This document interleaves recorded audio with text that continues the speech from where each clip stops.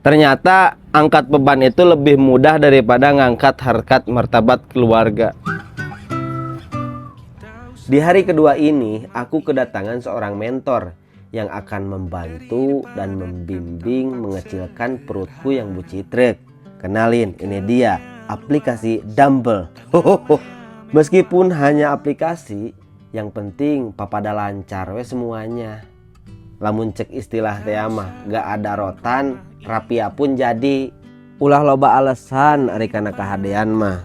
Kudu wani meskipun sorangan. Lamun teu dimimitian ayeuna erek iraha, erek bucitrek salilana.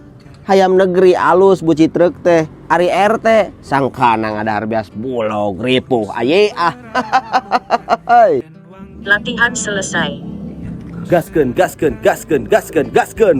Setelah latihan dumbbell, aku melakukan pendinginan selama 30 menit berlari-lari kecil di depan Masjid Al-Abror sambil melihat orang-orang yang sedang bekerja. Ya beginilah nasib seorang pengangguran. Hehehe.